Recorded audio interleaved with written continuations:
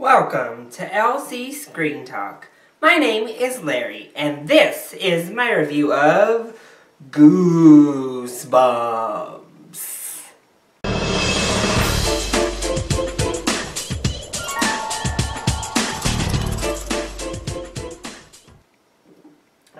Sorry, I'm a little bit parched today. Got my slurp to help me get through this review. So, I love Goosebumps. I grew up on this series. I read like all of the books. I used to love the TV show, watched it all the time.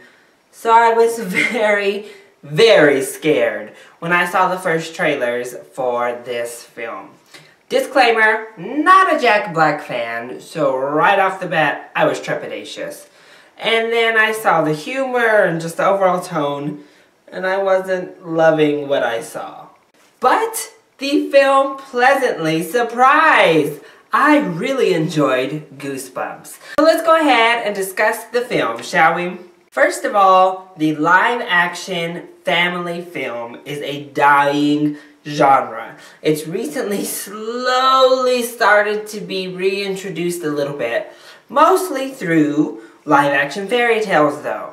So it's nice to see a Halloween property nonetheless coming to the big screen for the entire family to enjoy. And I think that's why Goosebumps succeeds so much, because it just is a very good, very entertaining film that the entire family can watch and enjoy.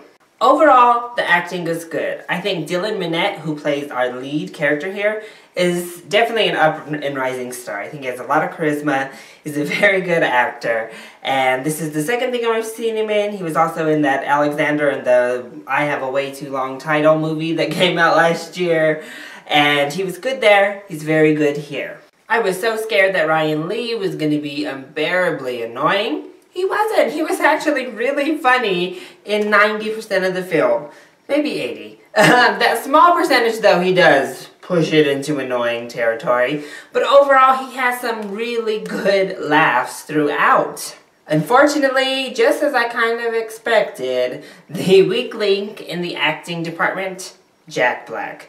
He just did a really weird performance. I don't know, it was contrived, it didn't feel natural, it didn't feel real, it was overacted and ridiculous. What you can expect from Jack Black. Also, the voice work he did for the dummy, the nice marionette doll, was not great either. I know that it was supposed to mirror R.L. Stine in Persona and other aspects, but it just sounded, I mean, exactly like the R.L. Stine voice, so I didn't get it. I thought he should have done a little bit more.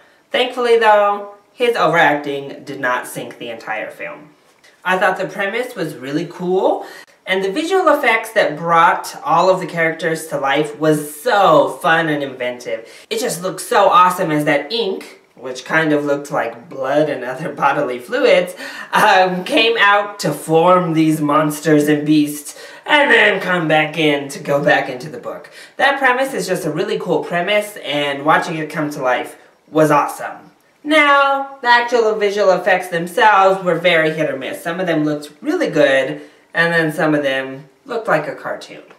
As I said, the film did get a lot of laughs. There were a lot of funny parts. I liked Jillian Bell. She was in here. I thought she was really funny, and it is just fun. There aren't very many scares, but I think that'll be good for the family audience. I don't think anyone is going into Goosebumps expecting a good, scary movie. Small kids might get scared, but it's tempered with enough laughs throughout that they'll have a great time. Now, on a technical note, the film does have quite a few flaws. Some minor details were just missed that were very obvious in the final product. Like one scene, we're supposed to be at night, and randomly they cut to this kind of throwaway scene with one of our characters, and she looks like she's in the middle of the day, and you're like, what? And then things are just dropped or added into scenes that weren't there before. A lot of things introduced that didn't need to be introduced. But the biggest problem definitely was the mythology of it all. While I said I thought it was a really cool concept to have these book characters and beasts come to life, none of it ever really made sense. So we have to just kind of go along with the premise right from the get-go and just believe it for what it is, because it doesn't make any sort of sense at all. And they sort of kind of attempt to explain why it happens, but they do it in such a vague way that they don't have to answer to any questions. But even once we jump into the mythology, it doesn't stay course. It doesn't stick to the rules that it sets early in the movie. It kind of keeps unraveling new rules and making convenient segues for itself, which the film in general does. And that was the most annoying part, is that the mythology, the rules, everything about the film kept changing, so you weren't sure what it was we were watching. I was like, oh, I thought this is how it had to happen, and now we're going this way? Okay, I guess let's go along for the ride and not get muddled too much into these details, because it's a family film. But that doesn't give you a pass, Goosebumps. But just like the film, I'm going against my own rules because I am giving Goosebumps a pass because I enjoyed it. I think it is a great family film. It is wonderful to have this kind of live action film back in action on the big screen and just in time for Halloween. So it's something your children can come along with you to watch to celebrate the spookiest holiday of the year. Unless you're single like me, in which, well, that's Valentine's Day. But overall, I definitely recommend Goosebumps as a full price ticket. So, that has been my review of Goosebumps. I hope you enjoyed it. If you did, go ahead, click like down below and subscribe to the channel so you are always up to date on our latest videos. Also, join in on the discussion. Are you excited to see Goosebumps? And what was your favorite Goosebumps story growing up? Let me know either in the comment section down below or hit me up on Twitter. I love you all so much for your support. Mwah! Thank you for watching, and I'll see you next time. Bye!